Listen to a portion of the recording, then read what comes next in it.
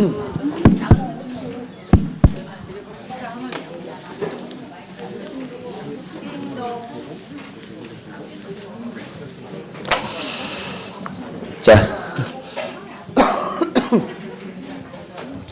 그러면 계속 이어서 가보도록 하죠. 자, 우리가 이제 세율에서 표준 세율로 갈 거냐, 기준 세율로 갈 거냐. 자, 이걸 지금 설명드릴 건데, 자, 우리가 이걸 알기 위해서는 기본적으로 여러분들이 등기라는 개념을 좀 알고 계셔야 돼요. 자, 그래서 우리가 법률상 등기나 등록을 해야 되는 것들이 있습니다. 등기나 등록을 해야 되는 것들이 있는데, 이때 등기 등록이 뭔지는 아시죠? 네, 기록이에요. 문제는 요 등기 등록은 공짜로 안 해줘요. 무조건 세금을 내야 해줍니다. 이때 내는 세금을 뭐라고 하느냐면 등록세라 그래요. 자, 그래서 등기 등록할 때 내는 세금이 등록세인데, 문제는 그 등록세를 내야 될 등기 등록 대상 안에가 뭐가 들어가 있느냐면 취득세 과세 대상이 같이 들어가 있어요. 자, 그래서 문제가 생기는 게, 이 노란 선 안에 들어가면 일단은 무슨 세금은 내셔야 돼요? 취득세는 내셔야 되고, 그 다음에 이 하얀 선 안에 들어가면 등록세는 내셔야 돼요. 등기하기 위해서는 세금을 내야 되니까. 그래서 요 A 파트하고 요 B 파트하고 요 C에 해당하는 부분, 요 세 개를 구분해 내는 게 중요해요. 그때 요 A에 해당하는 부분에 대해서는 기본적으로 세금을 두 개를 내죠.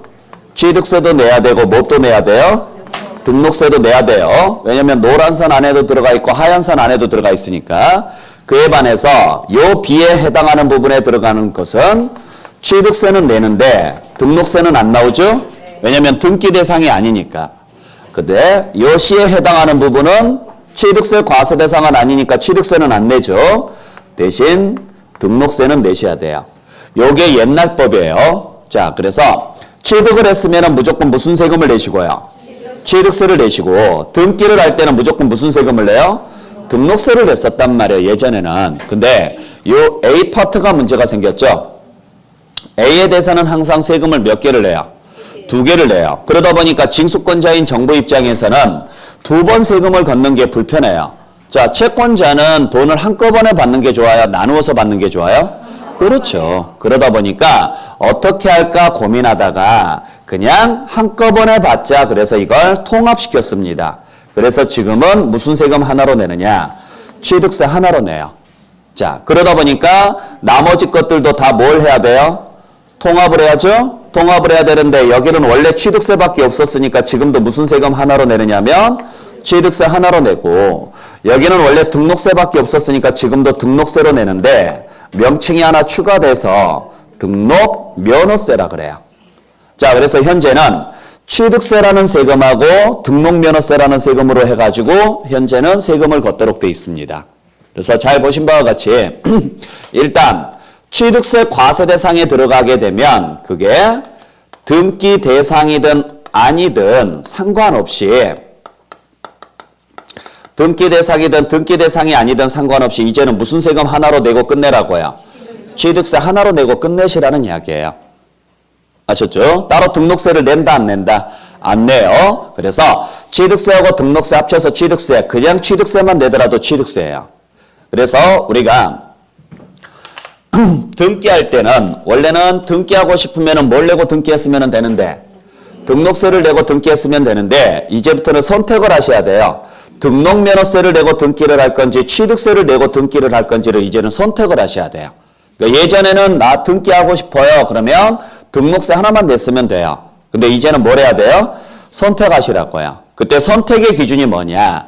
취득이 원인이 돼서 등기가 들어가면 이제는 뭘 내고 등기하시고요? 취득세를 내고 등기하시고, 취득 원인 없이 등기가 들어갈 때는 등록세를 내고 등기하시라고요. 등록면허세 그냥 줄여서 등록세라고 해도 상관은 없어요.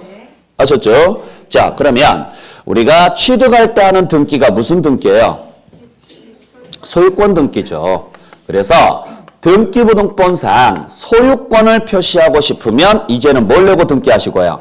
취득세를 내고 등기하시라는 이야기예요. 옛날 등록세 포함해서. 대신 소유권을 제외한 나머지 등기를 하고 싶다. 소유권 이외의 등기를 하고 싶다. 그때는 정상적으로 뭘 내고 등기하시고 등록면허세를 내고 등기하시는 거예요. 아셨죠? 그래서 1, 2월 달에 배우셨던 분들은 아시겠지만 등기부등본상 소유권은 어디에가 표시가 돼요? 갑구에가 표시가 되죠. 그래서 갑구에 표시할 때는 뭘 내고 이제 등기하시고요? 취득세. 그러면 갑구가 아닌 나머지 을구에 표시할 때는 등록면허세를 내고 등기하시는 거예요. 그래서 저당권이라든지 전세권이라든지 질권이라든지 이러한 것들을 등기하고 싶다. 그러면 저당권이나 전세권 같은 경우는 취득세 과세 대상에가 있어요, 없어요?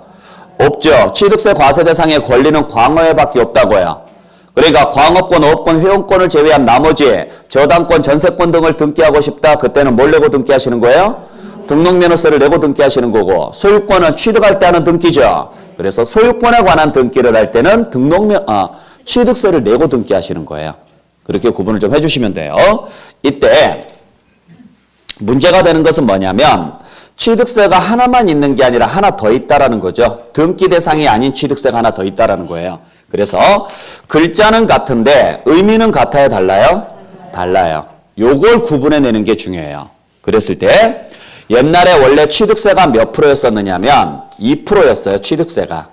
거기에 등록세가 등기 원인에 따라서 여러 개로 나누어져 있었어요. 근데 지금은 그 취득세 2%에다가 등록세 이제 합쳐서 무슨 세금 하나로 내요? 취득세 하나로 내죠. 그래서 요 A에 대한 취득세는 원래 취득세 몇 프로에? 2%에 얼마인지는 모르지만 등기에 대한 세금까지 더해서 내시라고요. 그에 반해서 요 B에 해당하는 취득세는 원래 취득세 몇 프로만 내고 끝내시고요. 2%만 내고 끝내시면 되고요. 그 다음에 등록면허세는 옛날 등기에 대한 세금 얼마인지는 모르겠지만 그대로 내시면 돼요. 아시겠어요? 자, 그래서 요 등기에 대한 세금만 여러분들께서 나중에 배우시면 돼요. 요 등기에 대한 세금만. 여기에다가 등록면허세를 낼 때는 그냥 등기에 대한 세율을 곱하시면 되고, 취득세를 낼 때는 거기에다가 몇 프로 더해서 2% 더해서 내시면 되는 거고, 그게 등기가 필요 없는 취득일 때는 그냥 2%만 내시면 되고요. 그랬을 때 지방세는 전부 다 무슨 세율이라고 하느냐면 표준세율이라 그래요. 표준세율이라는 말은 무슨 말이냐면 50% 범위 내에서 가감 조정이 가능한 세율을 표준세율이라고 이야기합니다. 자, 그래서 표준세율 개념을 잘 알고 계셔야 돼요. 표준세율이라는 것은 뭘 이야기하느냐면 세율은 세율인데 가감 조정이 가능한 세율을 표준세율이라고 그래요. 자, 문제는 얘가 지방세니까 문제가 생기는 거예요. 지방세 세율은 누가 정하느냐? 지자체가 정하는 게 아니에요. 만약에 지자체가 정하게 되면 세율 자체가 문제가 생기죠? 지역마다 세율이 다르다 보니까 인구 이동이 생겨요. 그래서 싸우지 마라 그래서 세율은 누가 정하도록 돼 있느냐면 법률에서 정하도록 돼 있어요. 법에서. 국회에서 정한다고요. 지방세든 국세든. 문제는 이게 지방세다 보니까 지자체의 권한이 있어야 돼요? 없어야 돼요? 있어야 돼요. 그래서 싸우지 마세요. 법으로 정해줄 테니까 단 그 법에서 정해진 세율이 모든 지역에 동일하게 적용하는 것은 좀 그러니까 당신네 지역에 알아서 가감 조정할 수 있게끔 해줄게요. 대신 너무 많이 벗어나면 안 되니까 몇 프로를 벗어나지 않는 범위 내에서 50%를 벗어나지 않는 범위 내에서 가감 조정할 수 있게끔 해드릴게요. 지자체 단체장들이 알아서 그때그때 상황에 맞춰서 만약에 우리 지역 주민들이 좀 힘들어한다. 그러면 주어진 세율을 조금 뭐해서 낮춰서 만약에 이 사람한테는 조금 더 비싸게 부과해야 되겠다. 그러면 조금 더 뭐해서 올려서 거둘 수 있게끔 재량권을 준 거예요. 이렇게 재량에 의해서 움직일 수 있는 세율을 무슨 세율이라고 하느냐면 표준세율이라 그래요. 표준세율. 그래서 예를 들어서 2.8%다 라고 주어졌다면 아셨어요? 자, 기본적으로 2.8%를 참고로 신축일 때는 2.8이거든요. 그러면 신축했으면 되도록이면 몇 프로를 적용하는데 2.8%를 적용하는데 꼭 2.8이 아니어도 좋다 이거죠. 2.8의 절반인 1.4를 더해서 4.2%하고 1.4를 빼서 1.4%하고 계산 문제는 안 나와요. 그냥 이해만 하세요. 여기만 벗어나지 않는다면 굳이 2.8이 아니어도 좋다 이거예요. 그러니까 1.4에서 몇 프로 사이에서 4.2% 사이에서 지방자치단체장들이 알아서 그때그때 상황에 따라서 가감 조정할 수 있게끔 이렇게 탄력적으로 운영할 수 있는 세율, 그걸 무슨 세율이라고 한다? 표준세율이라 그래요. 표준세율. 이건 오직 지방세에서만 쓰여요. 그리고 이렇게 탄력적으로 운영할 수 있는 요 범위를 탄력률이라 그래요. 그 탄력률은 현행 50%밖에 없어요. 아시겠나요? 그래서 지방세는 주어진 세율을 뭐 할 수 있다? 가감 조정할 수 있고 이렇게 가감 조정이 가능한 세율을 무슨 세율이라고 한다? 표준세율이라고 이야기를 해요. 이게 지방세니까 가능한 이야기지 국세면은 의미가 없어요. 왜냐하면 국세는 국가 전체를 하나로 놓고 판단하니까요. 저도 마찬가지죠. 저한테 주어진 수업시간이 있어요? 없어요? 있다라는 거죠. 공식적인 수업시간이 있죠. 근데 꼭 그걸 지켜야 돼요? 아니요. 지키는 게 맞겠지만 필요하면 뭐 할 수 있어야 돼요? 조금 더 빨리 끝낼 수도 있고 조금 더 늦게 끝낼 수도 있는데 예를 들어서요. 자, 저한테 주어진 공식적인 수업 시간은 2시까지입니다. 그죠? 네. 1시까지 아니에요. 우기지 마세요.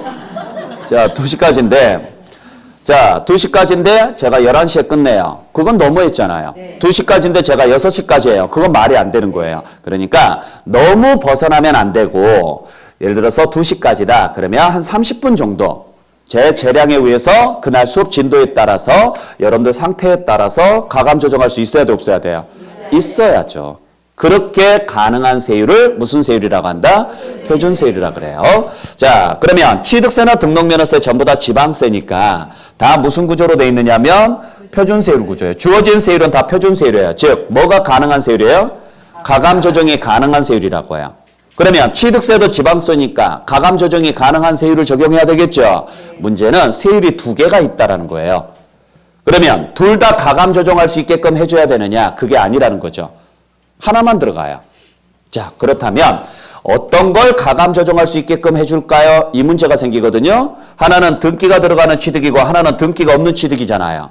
그러면 경우의 수가 많은 걸 가감 조정할 수 있어야 돼요? 경우의 수가 적은 걸 가감 조정할 수 있어야 돼요? 그렇죠. 경우의 수가 많은 걸. 왜냐하면 가감 조정한다는 이야기는 그만큼 그 상황에 따라서 대처가 가능하다는 이야기죠. 네. 경우의 수가 많아야 그때그때 모든 상황에 따라서 순식간에 대처가 가능한데 경우의 수가 몇 개 안 되는 것에 대해서는 대처해봤자 의미가 없거든요. 그래서 봤더니 대부분이 다 등기가 되는 취득이에요. 그래서 요 등기가 되는 취득에 대한 세율을 적용할 때만 요걸 표준세율이라 그래요. 그래서 여기에 대해서는 몇 프로 범위 내에서 가감할 수 있게끔 50% 범위 내에서 가감할 수 있게끔 해놨어요. 그러면 나머지 요 세율은 뭐라고 해야 될까요? 이걸 고민을 했죠. 그러다가 보니까 어차피 A든 B든 2%는 공통적으로 들어가야 안 들어가요? 들어가죠. 그래서 취득세 낼 때 기준이 되는 세율이라고 합시다 라고 해서 얘를 기준세율이라고 그래요. 잘 기억하셔야 돼요. 그러면 요 세율을 적용할 때는 가감 조정한다 안 한다? 안 한다는 이야기예요. 요걸 적용할 때는. 자, 그래서 요 2개를 구분하는 게 제일 중요한 부분이에요. 취득세에서. 잘 정리를 좀 해주셔야 되는데 자, 그래서 다시 한번 정리합니다. 지방세는 다 표준세율 구조다. 그리고 표준세율은 50% 범위 내에서 가감 조정이 가능한 세율을 말하고 지방세는 다 표준세율 구조로 되어 있다. 단 취득세만 유일하게 취득세만 기준세율이라는 제도가 들어가요. 그러니까 이 기준세율이라는 제도는 오직 어디에서만 나오는 제도예요? 취득세에서만. 그래서 취득세, 등록면허세, 재산세, 앞으로 다음 시간에 배울 재산세까지도 전부 다 지방세죠. 지방세는 다 주어진 세율은 다 뭐가 가능한 세율이에요? 가감 조정이 가능한 세율이에요. 그래서 다 표준세율이라 그래요. 주어진 세율은. 근데 유일하게 취득세에만 무슨 세율 구조가 있어요? 기준세율 구조가 있어요. 그래서 취득세는 이 2개를 구분하는 게 중요한데 그러면 표준세율은 어떨 때 쓰는 거냐? 뭐가 들어간 취득일 때? 등기가 들어가는 취득일 때. 그러면 기준세율은요? 등기 없는 취득일 때라는 거죠. 자, 그랬을 때 지금 칠판에 적어놓은 1번 조건하고 2번 조건을 충족하면 이 노란 선 안에 들어간다는 이야기잖아요. 취득세 과세 대상이니까. 그러면 1번 조건, 2번 조건을 충족을 했을 때 일단 취득세를 내는데 그러면 우리는 여기서 찾아내야 될 것은 뭘 찾아내야 돼요? 등기되는 취득이 무엇이며 등기 안 되는 취득이 무엇인지를 찾아내자고요. 그래서 등기되는 취득일 때는 무슨 세율이라고 하고 표준세율이라고 하고 등기 안 되는 취득일 때는 기준세율이라고 하고 그 등기가 되는 취득에 적용하는 세율은 50% 범위 내에서 가감 조정이 가능하고 지자체 재량에 의해서 등기 안 되는 취득일 때는 가감 조정이 안 되고 아셨어요? 그래서 요걸 지금부터 찾아낼 건데 일단 찾아내기 전에 여러분들이 한 가지 알고 계셔야 될 게 있어요. 자, 법률에 의해서 열거된 자산을 뭐 했다면? 취득을 했다면 무슨 세금을 내시라고요? 취득세를 내시면 되는데 내가 내야 될 취득세 중에 등기가 필요한 경우가 있고 등기가 필요 없는 경우가 있다라는 거예요. 두 가지 케이스가 있다라는 거예요. 아시겠어요? 그러면 등기가 필요한 경우라면 당연히 등기를 해야 돼, 안 해야 돼요? 해야 돼요. 그래서 등기를 했어요. 그러면 무슨 세율을 적용해서 내시고? 표준세율을 적용해서 내시는 거고 만약에 등기를 안 했어요. 그러면 무슨 세율을 적용해서 내시고? 표준세율을 적용해서 내시고 표준세율 대신 취득은 했는데 등기가 필요 없대요. 그래서 등기를 안 했어요.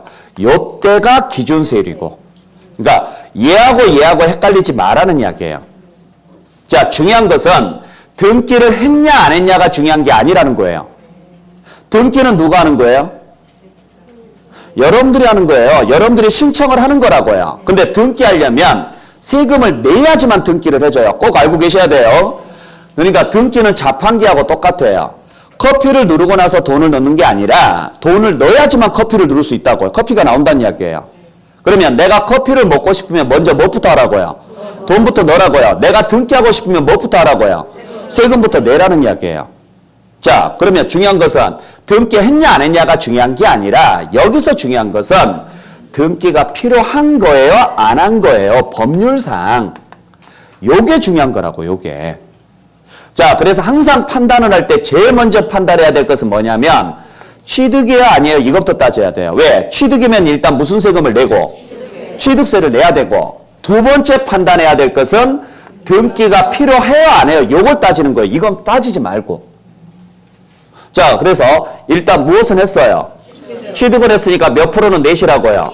2%는 내시는데 등기가 필요하대요. 그러면 뭐까지요? 등기에 대한 세금까지 내시라고요. 이게 무슨 세율? 표준세율이라는 거죠. 그러면 표준세율을 적용해서 냈죠. 냈으니까 등기할 수 있어요, 없어요?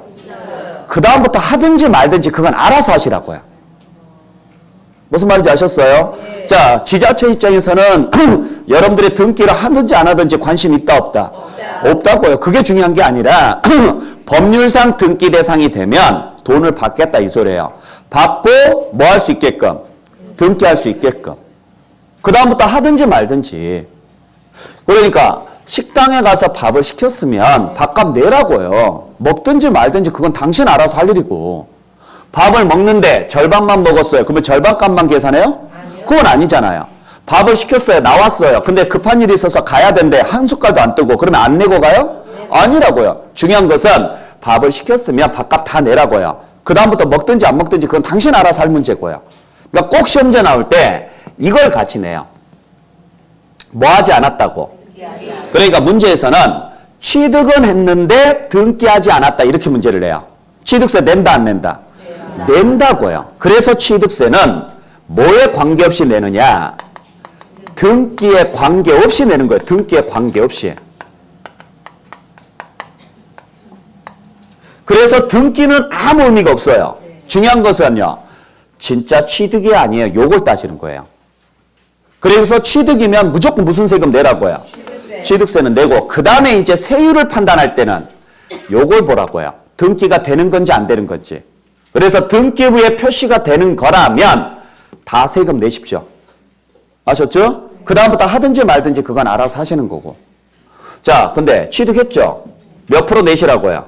2%. 근데 법률상 등기가 원래 안 된대요. 그럼 2%만 내고 끝내라고요. 요게 기준세율이라고요. 이해하셨어요? 요걸 구분해내는 게 중요해요. 그러려면 여러분들이 공시법 시간에 등기가 되는 것과 안 되는 것을 구분해 내시라고요. 그거 어느 정도 배우고 오셔야 돼요. 아셨어요? 요 개념을 이해를 하시려면.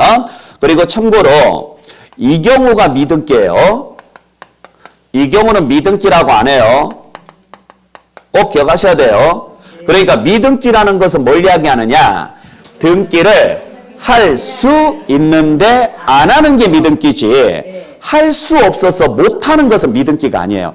얘는 못 하는 거고 얘는 안 하는 거고. 아시겠죠? 구분 잘 해주셔야 돼요. 자, 그러면 이 조건을 충족을 했으면 일단 무조건 무슨 세금 내십시오? 무조건 취득세를 내라는 거예요. 지금 이 두 가지 조건이 충족되면 이 박스 안에 노란 선 안에 들어가는 거니까.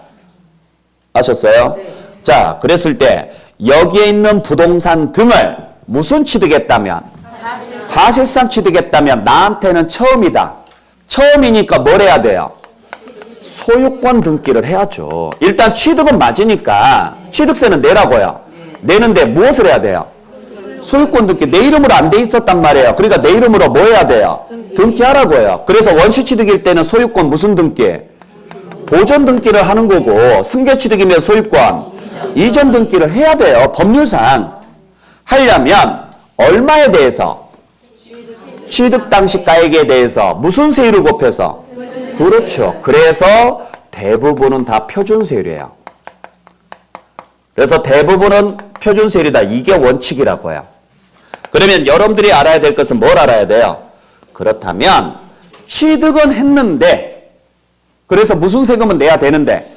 취득세는 내야 되는데 등기 안 되는 게 있습니까? 라는 거죠. 있다라는 거죠. 그게 뭐냐?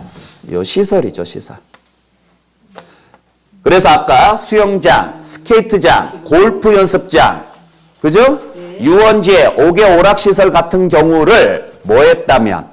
사실상 취득했다면 취득세 낸다, 안 낸다? 낸다, 낸다. 일단 첫 번째 취득이냐 아니냐 따지라고요. 내는데 요게 아까 뭐가 없다 그랬어요? 지붕이 없다 그랬죠? 지붕이 없는 것은 등기부에 표시가 안 돼요. 아셨어요? 그래서 여러분들이 예를 들어서 별장을 하나 가지고 있어, 별장을. 그러면 보통 별장 가지고 있는 사람들이 좀 잘 지어놓으면 앞마당에 수영장 설치해요, 안 해요? 하는 사람들 있죠? 그 등기부 띄워보면 수영장은 등기부에 안 나온다고요. 그러니까 수영장은 등기를 안 하는 게 아니라 못해요. 표시를 못하게끔 돼 있어요. 근데 취득세는 내야 돼, 안 내야 돼요? 내야 돼요. 그러니까 시설을 취득을 했으면 취득세는 내야 되니까 취득 당시 가액에 취득세는 내야 되니까 그 취득 당시 가액에 등기부에 표시할 일이 없으니까 2%만 내고 끝내라고요.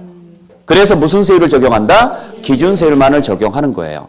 그러면 지붕이 있는 건축법상 건축물을 취득을 했으면 당연히 등기부에 표시해야 돼요, 안 해야 돼요? 해야 돼요. 일단 취득했으니까 취득세는 내시고요. 등기부에 표시를 해야 되니까 표준세율을 적용해서 내시라고요. 그 다음에 등기하든지 말든지 그건 알아서 하시고. 아셨어요? 단, 지붕이 있는 것 중에서 딱 하나 임시건축물이 있어요. 글자 그대로 임시로 사용하는 건축물로서 존속기간이 1년을 초과하는 경우에 한해서는 등기부에 표시하지 않도록 되어 있습니다. 자, 그래서 무슨 건축물에 한해서? 임시건축물에 한해서요. 물론 1년 초과를 해야 돼요. 참고로 1년 초과하지 않으면 비과세예요. 자, 그래서 우리가 지붕이 있는 것은 다시 두 개로 나누어요. 임시용하고 상시용하고. 지금 여러분들이 앉아 계시는 이 학원 건물은 상시 건축물이라 그래요. 아셨어요? 그러다 보니까 오랫도록 지속될 거죠. 그래서 이건 등기부에 표시를 해야 돼요. 왜냐면 중간에 소유자가 계속 바뀔 수 있으니까. 근데 임시건축물은 모델하우스라든지 건설 현장의 현장 사무소 같은 경우, 쉽게 말하면 우리가 흔히 말하는 가건물이에요. 가건물. 어떤 목적이 있어서 잠깐 지어놓는 거 있죠. 요건 건축물이 아니에요? 건축물은 맞아요. 그러니까 취득세는 내라고요. 내는데 얼마 안 있다가 치울 거니까 비과세로 빼줬어요.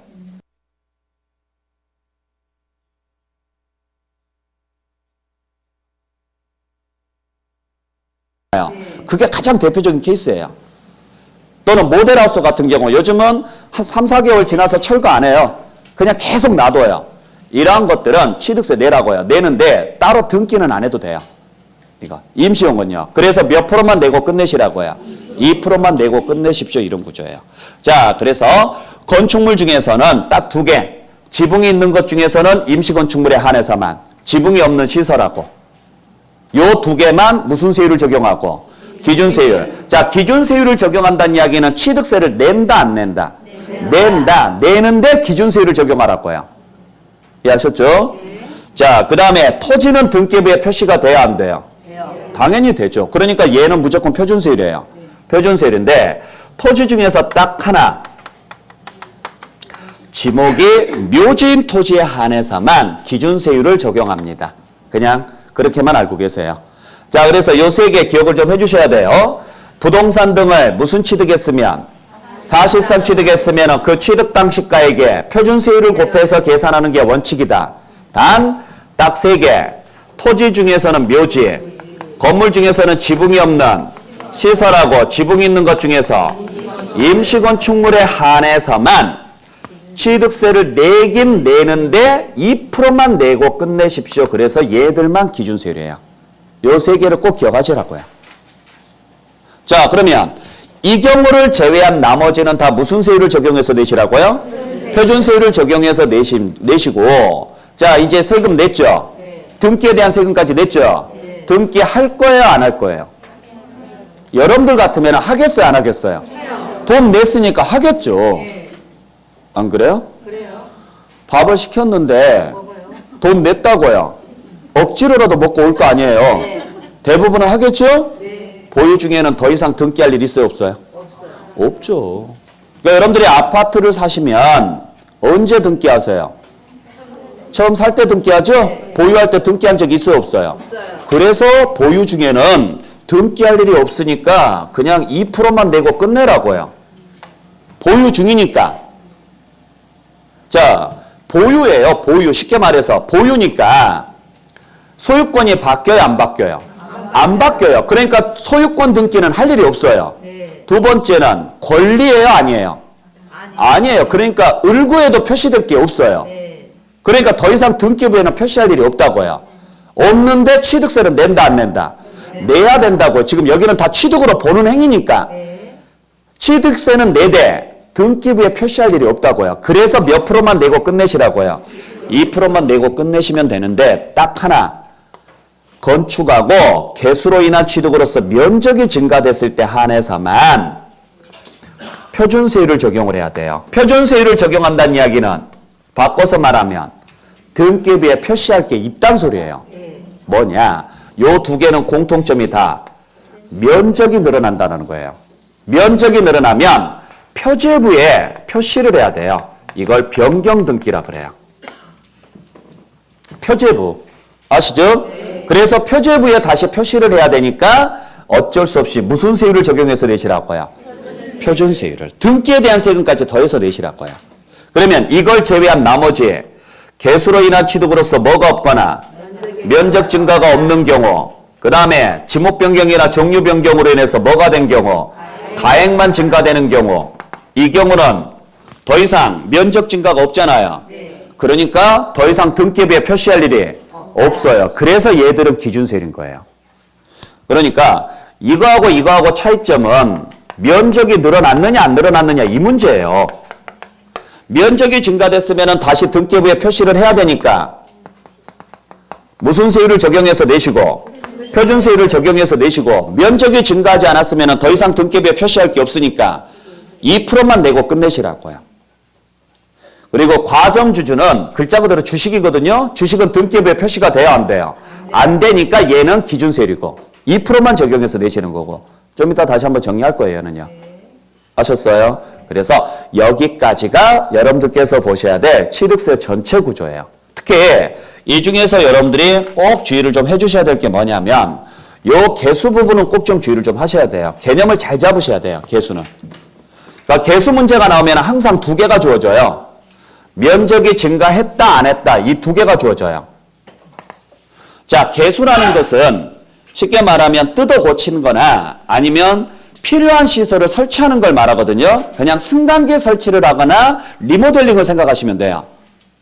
자, 문제는 뭐냐면 개수를 했을 때 면적이 늘어날 수도 있지만 안 늘어날 수도 있죠. 그렇잖아요. 뭐 아파트 같은 경우는 면적이 늘어날 수는 없어요.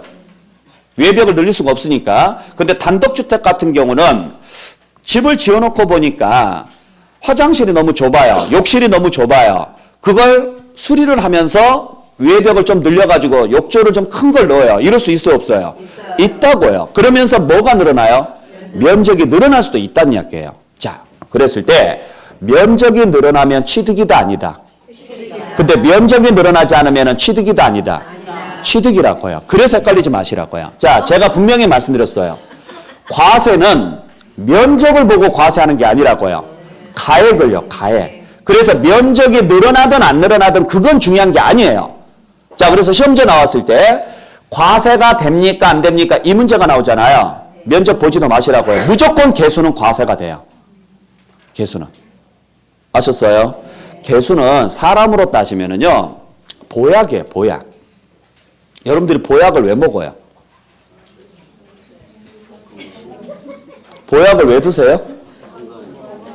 몸 좋아지려고 먹는 거죠. 건강해지려고. 그러니까 보약을 먹으면 뭐가 좋아져요? 몸 상태가 좋아져. 몸 상태가. 아셨어요? 문제는 살이 쪄요, 안 쪄요? 찔 수도 있고 안 찔 수도 있다고요. 상관없다고요. 자, 중요한 것은 살이 찌든 안 찌든 몸 상태는 좋아진다고요. 그러니까 그 건물의 가치가 늘어나는 거지. 아셨죠? 그래서 개수를 하면 면적이 안 늘어나더라도 살이 안 찌더라도 건물의 가치는 늘어난다고요. 늘어나니까 취득세 내라고요. 내고 이제 뭘 판단할 때? 그렇죠. 요때는 면적을 보라고, 이때는. 요거 계산할 때. 그래서 몸은 좋아졌는데 거기에 자, 살까지 쪘다. 예를 들어서 몸무게가 늘어났다. 그러면 바꾸라고요. 생활기록부 바꾸라고요. 아셨어요? 그래서 무슨 세율을 적용해서 내고? 그렇지 않다면 그냥 2%만 내고 끝내시라고요. 그래서 나중에 문제 풀 때 제가 여러분들한테 세율 문제입니까? 개수 문제가 나왔어요. 예를 들어서 개수 문제가 나왔는데 세율 문제입니까? 아닙니까? 이거부터 물어볼 거예요. 세율 문제라면 반드시 이거 보라고 할 거예요. 근데 세율 문제가 아니에요. 과세가 됩니까? 안 됩니까? 요거 물어봤어요. 그러면 이거 보지 말라고 할 거예요. 보는 순간 헷갈려요. 개수 그 자체가 취득이에요. 왜? 무엇은 늘어날 거니까. 가액은 늘어날 거니까. 그러니까 가액하고 면적을 잘 보시라고요. 자, 세율은 뭘 가지고 판단하고? 면적을 가지고 판단하고, 세율은. 과세 여부는 면적으로 따지지 말고 뭘로만 따지고? 가액으로 따지는 거고, 가액으로. 구분할 수 있겠어요? 그래서 요 내용 여러분들이 꼭 좀 구분을 좀 해주시길 부탁드립니다. 자, 그 다음에 과점주주가 하나 있는데 요 과점주주에 대해서 간단하게 정의를 좀 해드릴게요. 들으세요. 교재는 제가 좀 이따 말씀드릴게요. 자, 증축을 하거나 개수를 하거나 지목 변경이나 종류 변경인 경우는 다 보유 중에 하는 행위였다면 과점주주는 완전히 색다른 거예요. 이건 왜 만들어 놨느냐면 독과점 방지를 위해서 만들어 놓은 제도거든요. 자, 그래서 보세요. 법인이 있어요. 법인으로부터 주주 1인과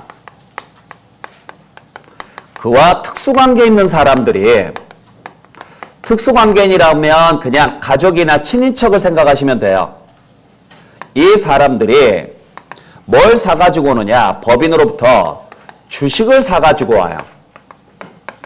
주식을. 그러면 취득세 내요, 안 내요? 안 내죠. 왜 안 내는지 아세요? 열거된 자산에 주식이 없어요. 그러니까 취득세는 열거된 자산을 취득했을 때 내는 세금이 취득세예요. 근데 열거된 자산에는 부동산, 준부동산 권리밖에 없다고요. 눈 씻고 찾아봐도 주식이 없어요. 그러니까 우리가 주식을 아무리 취득하더라도 취득세 내요, 안 내요? 안 내요. 안 내는데 문제는 이걸 취득을 했더니 지분율이 50%가 넘어가요. 초과예요. 그러면 우리는 이 사람을 뭐라고 하느냐? 과점주주라고 합니다. 자, 그래서 과점주주는 누구를 이야기하느냐? 50%를 뭐한 자? 초과. 과자니까 과자를 그대로 옮겨 쓴다고 보시면 돼요. 꼭 외우셔야 돼요. 아셨죠? 자, 그러면 이 순간부터는 어떤 문제점이 생기느냐면 주주하고 법인이 주종관계가 형성이 돼요. 그러니까 주식이 갖는 가장 기본적인 기능이 뭐예요? 의결권이에요. 지배력이라고, 지배력. 의결권이죠? 자, 쉽게 말하면 이사라든지 회장이라든지 사장 등을 뭐 할 수 있어요? 선임하거나 해임할 수 있는 권한을 가지고 있는 게 뭐예요? 주식이에요. 근데 주식은 한 사람당 하나의 의결권이 아니라 한 주당 하나의 의결권이에요. 50%가 넘었다는 이야기는 혼자 주주총회를 열어서 혼자 모든 걸 결정할 수 있다는 이야기예요. 그러다 보니까 이제부터는 뭐가 가능해져요? 갑질이 가능해져요. 자, 그래서 문제가 생겨요. 법인이 부동산 등을 취득을 했어요. 자, 부동산 등을 법인이 취득을 했습니다. 당연히 법인이 무슨 취득했을까요? 사실상 취득을 했어요. 그러면 취득세는 누가 내야 돼요? 법인이 내야 돼요. 그래서 취득세는 법인이 냈어요. 주주는 뭐만 샀어요? 주식만 샀어요. 주식만. 무슨 말인지 아시겠죠? 자, 주주는 주식만 샀어요. 그랬더니 몇 프로가 넘어갔어요? 50%가 넘어가는 순간부터 주주는 법인을 지배하고요. 그 말은 법인이 가지고 있는 부동산도 지 것처럼 이용할 수 있다고요. 요게 문제가 생겨요. 원래 법인의 재산은 주주가 마음대로 이용하면 안 돼요. 절대. 아셨죠? 그러니까 법인도 하나의 인격체가 아니에요. 인격체가 맞죠? 그래서 법인은 자신의 이름으로, 법인의 이름으로 부동산 등을 사가지고 열심히 일을 해서 이 사람들한테 받은 돈으로 열심히 일을 해서 돈을 벌었으면 그 돈의 일부를 배당해 주는 거지. 그 배당받은 돈으로 니들 잘 먹고 잘 살아라 이거지. 니들이 주인이라고 해서 내 재산을 마음대로 이용하는 건 아니라고요. 근데 그게 가능한 게 비상장법인이에요. 상장법인은 이게 안 돼요. 상장법의 제재를 받으니까. 그래서 비상장법인을 만들어요. 만들어서 누구 명의로 사요? 법인 명의로 부동산을 산 다음에 나는 한 발 빼요. 나는 주식만 사요. 그래가지고 과점주주가 되면 그때부터는 법인 명의로 돼 있는 부동산을 내 것처럼 이용할 수 있는 거예요. 요걸 규제하기 위해서 실제로는 뭘 샀지만 주식을 샀지만 그래서 뭐가 됐다면 과점주주가 됐다면 주식을 산 걸로 보지 아니하고 그 법인의 부동산 등을 취득한 걸로 간주해버려요. 그래서 여기에 대해서 다시 한번 뭘 내라는 이야기냐면 취득세를 내라는 이야기예요. 굉장히 부담돼요. 아셨어요? 그러니까 예를 들어서 이 회사가 전국에 콘도를 한 30개 가지고 있다. 예를 들어서 콘도를 한 30개 가지고 있는 회사다. 근데 콘도 한 30개면 1000억 정도, 1000억은 그냥 넘어가거든요. 그럼 예를 들어서 1000억 정도 가지고 있는 회사인데 부동산을 1000억짜리를 사게 되면 돈 엄청 들어가잖아요. 그러니까 이 회사에 보통 비상장이면요. 비상장 주식이면 주가 얼마 안 돼요. 주식을 사요. 계속 끌어모아요. 그러면 1000억짜리를 사는 대신 10억 정도 주식을 사요. 그래서 과점주주가 돼요. 그 순간부터는 이걸 직접 사지 않고서도 뭐 할 수 있어요? 내 마음대로 이용할 수 있다고요. 그럴 거면 차라리 사라고요. 아니면 과점주주 하지 말던가. 만약에 과점주주 하면서 실제 사지도 않고 주식을 사가지고 과점주주가 됐다 그러면 주식을 산 걸로 보는 게 아니라 뭘 산 걸로 봐요? 부동산을 취득한 걸로 봐서 여기에 대해서 다시 과세하겠다. 그래서 이건 세금을 걷고 싶어서 만든 게 아니라 독과점, 불공정 거래를 막기 위해서 만들어 놓은 제도예요. 그러면 저는 너무 억울해요. 저는 그냥 투자자로서 주식을 취득한 것뿐인데 왜 나한테 취득세를 내라고 합니까? 그럴 거면 상장시키던가 아니면 니들 50% 넘지 말던가 이야기예요. 아셨죠? 네. 상장도 안 시키면서 지분율이 50% 넘어갔다. 누가 보더라도 갑질하겠다 이 소리예요. 그래서 여기를 규제하기 위해서 만들어 놓은 제도예요. 자, 그래서 다시 한번 정리하면은 이런 이야기입니다. 주식을 취득을 해서 뭐가 됐다면? 과점주주가 됐다면 그 과점주주가 된 날에 실제로는 주식을 취득했지만 주식을 취득한 걸로 보지 아니하고 그 법인의 부동산 등을 뭐한 것으로 보느냐? 취득한 것으로 봐요. 자, 그래서 취득한 것으로 본다. 뭐한다? 간주한다. 실제로는 취득했다, 안 했다? 안 했다. 무엇을 취득한 것으로 보느냐? 법인의 부동산 등을, 즉 취득세 과세 물건을.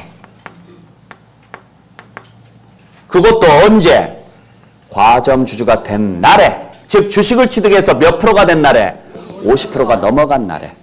그래서 이 날이 무슨 날이냐면 취득이래요. 이 날이.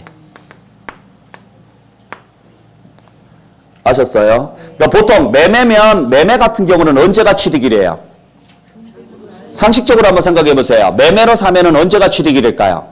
잔금일이 취득일이란 말이에요. 매매로 사면. 무슨 말인지 아셨죠?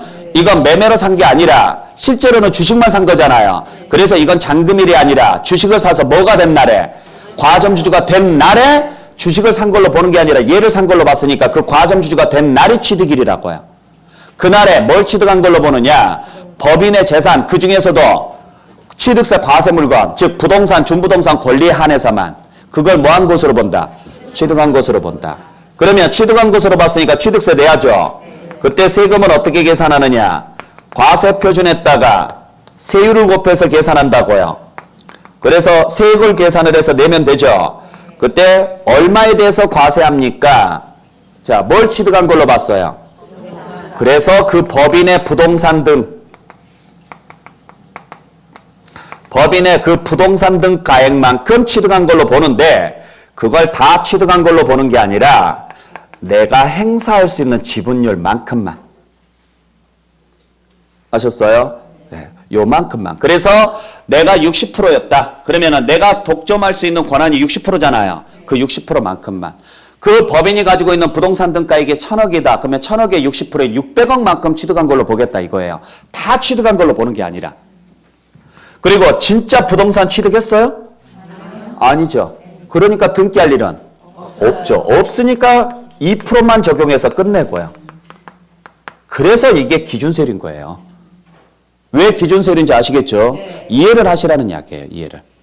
자, 단서조항이 하나 있어요. 무슨 단서조항이 있느냐면 반드시 설립일 이후에 주식을 취득해서 과점주주가 돼야 돼요.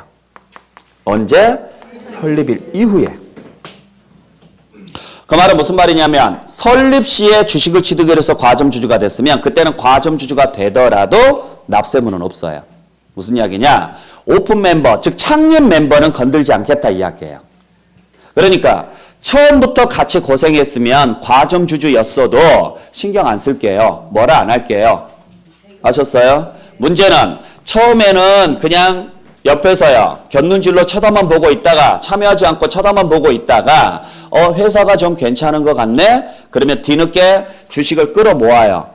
그래서 과점주주로 딱 등극을 하면서 뭐라고 하느냐? 이제부터 내가 네 주인이니까 그동안에 네가 가지고 있었던 거 싹 내놔. 이 짓거리 하지 말라고요. 그게 양아치죠. 아셨어요? 그래서 언제 주식을 취득을 해서? 설립일 이후에 주식을 취득을 해서 과점주주가 됐을 때만. 그래서 전제 조건이 세 가지가 있어요. 첫 번째는 설립일 이후에 과점주주가 돼야 돼요.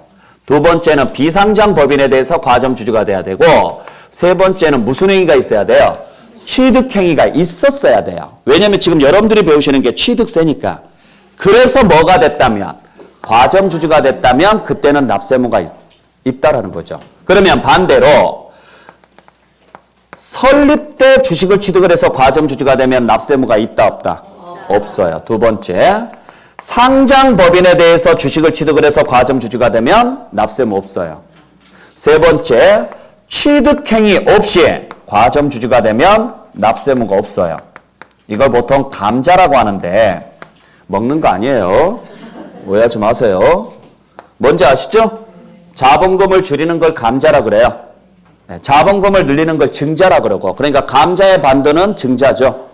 그러니까 무슨 이야기냐면 여러분들 지분율 어떻게 계산하는지 아세요? 요 지분율 계산하는 거 어렵진 않잖아요. 합격률은 어떻게 계산해요? 총 응시자분의 합격자 수죠. 마찬가지예요. 지분율은 그 법인이 발행한 총 발행 주식 수분에 현재 내가 가지고 있는 내 주식 수예요. 이게 지분율이란 말이에요. 회사가 발행한 전체 주식 수분에 내가 가지고 있는 주식 수가 지분율이에요. 그때 지분율을 올릴 수 있는 방법은 두 가지가 있어요. 분자인 내 주식수가 올라가든지 분모인 발행 주식수가 줄어들든지. 그러니까 분자가 올라가든 분모가 줄어들든 하게 되면 전체 비율은 어때요? 올라가죠. 근데 요게 올라간다는 이야기는 취득을 했다는 소리거든요. 요게 올라갈 수 있는 방법은 취득하는 방법밖에 없어요. 요게 올라가서 과점주주가 됐으면 납세무가 있는데 나는 아무 짓도 안 하고 있었는데 요게 줄어들어요. 그러면서 전체 비율이 올라갈 때가 있어요. 요건 과세하지 않겠다고요. 왜? 내가 무슨 행위가 없었으니까. 예. 그래서 유통주식을 회수를 해서 없애는 것을 보통 자사주 매각이라고 하거든요. 그래서 자사주 주식 소각이라고도 보통 이야기를 해요. 그걸 감자라 그래요. 그러니까 주식도 화폐하고 똑같아요. 화폐하고 똑같은데 화폐 가치가 떨어지는 이유가 뭐예요? 인플레이션이라고 하잖아요. 화폐 가치가 떨어지는 이유가 뭐예요? 시장에 화폐가 너무 많이 유통되면 화폐 가치가 떨어져요. 그때 한국은행에서 하는 게 뭐예요? 물가를 잡기 위해서 다시 회수를 합니다. 그죠? 시장에서 유통되고 있는 걸 쭉 회수를 해서 없애요. 그래서 유통량을 조절하는 거예요. 그러려면 그 돈이 은행으로 들어와야 되잖아요. 그러니까 금리를 올린다든지 아니면 예금 금리를 올리면 예금이 늘어날 것이고 대출 금리를 올리면 대출 받아가지고 시장에서 풀려난 돈들이 빨리 회수가 돼요. 그래서 금리를 올리는 이유가 그것 때문이에요. 주식도 마찬가지예요. 우리 회사 주식이 너무 많이 유통이 되고 있어요. 그러면은 주가가요. 떨어져요. 그러면 회사 가치가 저평가가 되잖아요. 그래서 그걸 일부 어느 정도 끌어올리기 위해서 일부 자사주를 매입을 해서 소각을 시키는 경우가 있어요. 그렇게 해서 회사가 남의 주식을 사가지고 없애는 바람에 나는 가만히 있는데도 불구하고 지분율이 올라갈 때가 있다고요. 이건 과세 안 해요. 아시겠죠? 자, 그리고 하나 더. 지분 증가 없이, 이건 지금 설명드릴게요. 지분 증가 없이 과점 주주가 되면. 자, 그래서 이런 사유로 인해서 뭐가 됐다면? 과점 주주가 됐다면, 그때는 과점 주주가 됐어도 과세한다, 안 한다? 과세하지 않습니다. 이야기예요. 그래서 제일 많이 나왔던 문제가 이 문제였죠. 설립 시 과점 주주가 됐다. 납세무 있다, 없다? 없다. 꼭 기억을 좀 해주시길 부탁드릴게요. 아셨어요? 자, 이때 얼마의 지분율만큼 과세하느냐. 이때 지분율은 다시 두 개로 나눠요. 최초로 과점 주주가 되면 그때는 전체 지분에 대해서 내가 가지고 있는 전체 지분만큼 과점 주주였던 자가 다시 과점 주주가 되죠. 그때는 증가 지분에 대해서 과세가 이루어집니다. 자, 그래서 요거 하나만 좀 기억을 좀 해주시면 돼요. 잘 보세요. 법인이 설립이 됐어요. 그때 내가 40% 출자했어요. 과점 주주 아니에요? 아니죠? 납세무 없죠?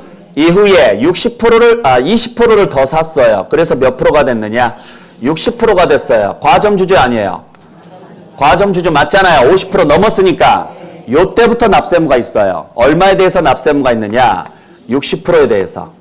그러니까 이때 적용할 지분율은 60%라고요. 아셨어요? 이후에 10%를 더 샀어요. 10%를 더 사서 70%가 됐어요. 과점주주 아니에요? 과점주주 맞죠? 이때는 10%에 대해서. 이후에 55%가 됐어요. 과점주주 아니에요? 과점주주 맞죠? 납세무는 없고요. 이후에 85%가 됐어요. 과점주주 아니에요? 과점주주 맞죠? 이때는 15%에 대해서. 자, 그래서 이걸 여러분들이 잘 보셔야 되는데, 자, 60%가 됐대요. 최초로 과점주주가 된 거죠? 몇 프로 사가지고? 20% 사가지고. 40%였던 사람이 20%를 사서 60%가 된 거잖아요. 그래도 20%가 아닌 60% 전부에 대해서 과세하라고요. 왜? 여기서부터 갑질이 가능하니까. 그러니까 살 때는 몇 프로를 샀지만 20%를 샀지만 그래서 몇 프로가 됐다면 60%. 그래서 최초로 과점주주가 되면 몇 프로 샀느냐에 관계없이 그 전체 지분만큼. 이후에 다시 과점주주가 됐고 다시 과점주주가 됐고 다시 과점주주가 됐을 때는 무조건 증가분에 대해서.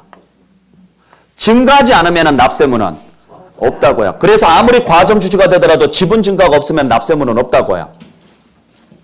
무슨 말인지 아셨어요? 그때 주의하셔야 될 것은 항상 비교는 전에 거하고 비교하지 말고 그 전에 있는 것 중에서 가장 높은 거하고 비교해요. 그러면 이 전에 제일 높았었던 건 그래서 60하고 70하고 비교해서 10%. 과점주주가 다시 과점주주가 됐으니까 요 전에 제일 높았었던 것은 70. 그러면 70하고 55하고 비교하니까 증가된 게 없죠. 납세무가 없고. 자, 요 전에 가장 높았었던 건. 그래서 70하고 85하고 비교해서 15인 거예요. 55하고 비교하지 말고. 무슨 말인지 아셨죠? 네. 그렇게 보시면 되고. 하나 더. 자, 설립 때 60%를 출자했어요. 과점주주 아니에요. 맞죠? 과점주주는 맞죠? 납세무가 없을 뿐이죠. 아셨죠? 왜? 설립 시점이니까. 이후에 10%를 더 사서 70%가 됐어요. 과점주주 아니에요. 과점주주죠? 얼마에 대해서? 10%에 대해서요. 그래서 이거 헷갈리시면 안 돼요. 자, 뭐가 됐느냐? 최초로 과점주주가 됐어요. 납세무 있어야죠. 근데 그게 무슨 시점하고 중복되면? 설립 시점하고 중복되면 납세무가 없다고요. 그러니까 여러분들이 최초라는 말하고 설립이라는 말하고 헷갈리시면 안 돼요. 최초로 과점주주가 되면 납세무는 있어요. 있는데 그게 설립 시점이면 납세무가 없는 거예요. 이후에 다시 과점주주가 됐죠. 자, 지분율 보지 마세요. 과점주주가 다시 과점주주가 됐죠. 그때는 내든 안 내든 상관없이 무조건 증가분에 대해서만. 그러니까 전에 안 냈으니까 이번에 다 낸다 이런 거 없어요. 아시겠나요? 그래서 무조건 과점주주였던 자가 다시 과점주주가 되면 무조건요. 증가분.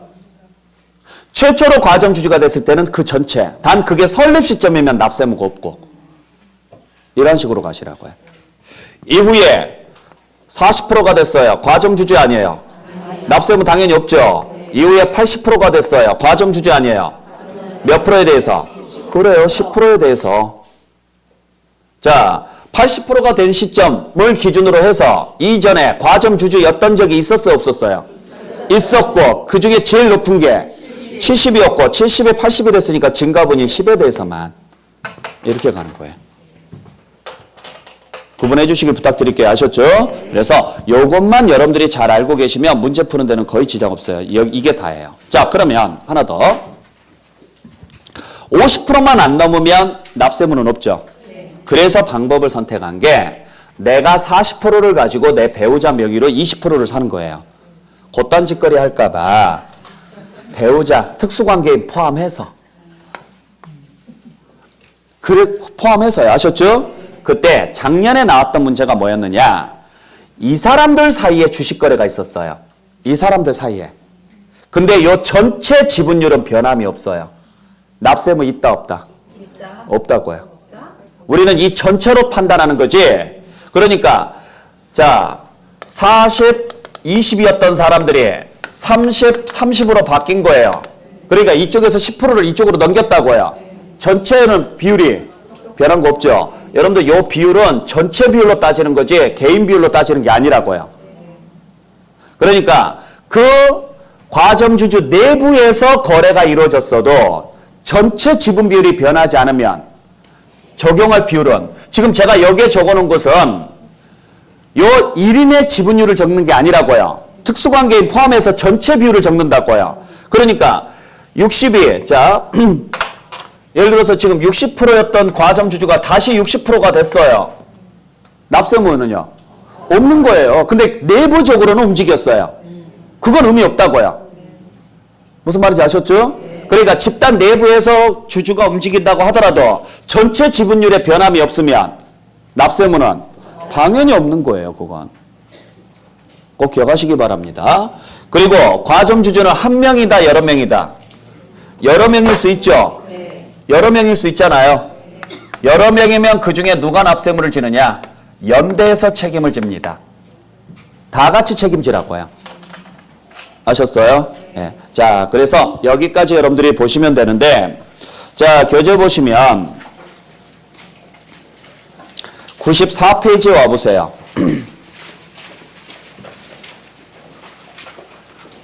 자, 94페이지에 보시면은 3번에 과점주주에 대한 간주취득에서 나와 있죠. 거기에 보시면은 1번에 의에서, 의는 그냥 보시고 양가로 2번에 보세요. 과점주주의 개념을 범위를 보시면, 자, 과점주주란에서 세 번째 줄에요. 100분의 50을 뭐한 자? 초과. 그러니까 100분의 50까지는 과점주주가 아니라고요. 아셨죠? 예. 그래서 100분의 50을 초과했을 때는 납세무가 있는데 그 밑에 박스 안에 보세요.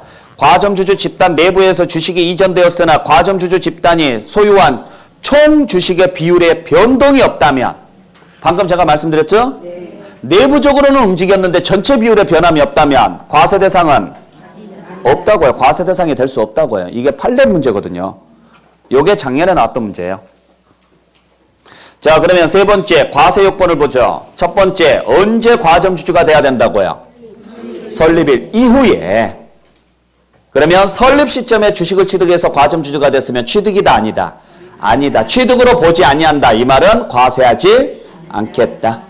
두 번째는 무슨 법인이어야 되고요? 비상장 법인이어야 되고, 오른쪽에 세 번째, 법인의 주식 등을 뭐 했어야 되고? 취득 또는 증자로 인해서. 증자도 취득의 일종이에요. 아셨죠? 자, 그러니까 언제? 설립일 이후에 비상장 법인에 대해서 무슨 행위가 있어야 된다고요? 취득행위가 있었어야 된다고요. 그렇게 해서 과점주주가 됐다면 취득세를 내셔야 되는데 언제 취득한 걸로 보느냐? 4번에 납세의무 성립 시기, 즉 취득일은 언제다? 과점주주가 된 날이라고요. 쉽게 말하면 내가 주식을 취득해서 뭐가 된 날? 과점주주가 된 날에 취득한 걸로 봐요. 그러면 여기서 주의하셔야 될 것은, 자, 내가 4월 10일 날 주식을 취득을 했어요. 주식을 취득을 해서 60%가 됐어요. 총. 과점주주 아니에요. 그럼 이때는 납세의무 있어요, 없어요? 이후에 4월 16일 날 법인이 건물을 하나 샀어요. 법인이. 그럴 수 있죠? 그러면 이 건물에 대한 취득세는 누가 내야 돼요? 그러면 나는 내요, 안 내요? 안 내요. 나는 언제만 내느냐면 주식을 사서 과점주주가 된 날, 그날에만 나는 납세의무가 있는 거고, 과점주주가 됐다고 해서 이후부터 법인이 취득하는 것에 대해서 다 내가 내야 되는 건 아니에요. 아셨나요? 내가 과점주주가 된 날에만 나한테 납세의무가 있는 거예요. 이후부터는 과점주주였어도요, 더 이상 지분 증가가 없으면 납세의무는 없다는 이야기예요. 더 이상 지분 증가가 없으면. 지분 증가가 있으려면 취득행위가 있어야 되니까. 지금 여러분들이 배우시는 것은 취득세예요. 이해되셨어요? 네, 잘 기억하시길 바라요. 자, 그 다음에 양가로 5번에 보시면 과세 범위에서 과점주주가 취득한 것으로 보는 해당 법인의 부동산 등에 대한 과세 표준은 그 부동산 등의 총 가액을 법인의 주식 또는 출자의 총수로 나눈 가액에 과점주주가 취득한 주식 또는 출자의 수를 곱한 금액으로 한다. 그냥 그런 거예요. 그냥 지분율을 곱했다 이렇게 보시면 돼요. 그러니까 이게 말이 좀 그래서 그렇지 산수를 좀 할 줄 알면 어렵지는 않아요. 아셨어요? 그러니까 지금 문장을 보면 뭐라고 돼 있느냐면 그 법인의 무슨 가액에 부동산 가액을 뭘로 나누시라고요? 아니요. 그 글자 그대로 가보세요. 뭘로 나누라고요? 법인의 주식 수로 나누라고요. 그렇잖아요. 그죠? 자, 그러니까 자, 과세 표준에서 첫 번째 줄 끝에 그 부동산 등의 총 가액을 그 법인의 주식 수로 나누라고요. 거기에 뭘 곱하시라고요? 과점주주가 취득한 주식의 수를 곱하라고요. 그러니까 주주의 주식 수를 곱해라 지금 이 말인데, 이 말이죠?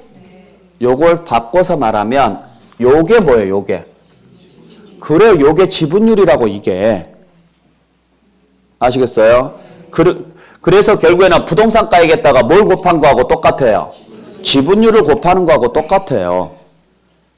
아시겠어요? 쉽게 말하면 B분의 A 곱하기 C, 이건 바꿔서 말하면 A 곱하기 B분의 C, 이 말하고 같은 말이라고요. 무슨 말인지 아셨죠? 결국 이게 부동산 가액이고 이게 법인의 주식수고 이게 주주의 주식수니까 요게 지분율이라고 요게. 근데 법률에서는 지분율이라고 표시를 안 해놓고 이렇게 표시를 했어요. 부동산가액을 법인의 주식수로 나눈 다음에 다시 거기에다가 주주가 취득한 주식수를 곱한다. 이런 식으로 표현을 했어요. 그냥 그게 지분율이다라고 알고 계시면 돼요. 그때 동그라미 1번 최초로 과점주주가 됐다면 자, 두 번째 줄 끝에 최초로 과점주주가 된 날 현재 법인의 주식 등을 그 주주가 소유하고 있는 법인의 주식 등을 모두 취득한 것으로 본다. 무슨 말인지 아시겠어요? 그러니까 40%를 가지고 있었다가 옛날에 내가 40%를 가지고 있었는데 오늘 20%를 더 사가지고 60%가 됐어요. 아셨죠? 그러면 최초로 과점주주가 됐죠? 그때는 20% 취득한 걸 무시하고 60%로 오늘 다 취득한 걸로 보겠다 이 말이에요. 모두. 과점주주가 소유하고 있는 그 주식을 모두 취득한 것으로 본다. 그러니까 지분 전체에 대해서 과세해라 이 말이에요. 근데 다음 장에 넘겨보시면 동그라미 2번에 기억본에 보시면 뭐라고 돼 있느냐. 이미 과점주주가 됐대요. 그러면 끝에 가서는 뭐라고 나와야 돼요? 증가분에 대해서 과세한다 이 말이죠. 근데 니은번처럼 이미 과점주주가 됐어도 두 번째 줄에요. 최고 비율보다 증가하지 않으면 부과한다 안 한다? 안 한다고요. 아까 말씀드렸던 내용. 그 정도만 보시면 돼요. 아시겠죠? 네, 그렇게 해서 여기까지 정리를 좀 해주시길 부탁드립니다. 자, 그래서 여기까지가 취득세 전체 구조예요. 이 흐름을 여러분들이 잘 좀 이해를 좀 해주시길 부탁드릴게요. 자, 여기까지 보시고 잠시 쉬었다가 계속 이어서 갈게요.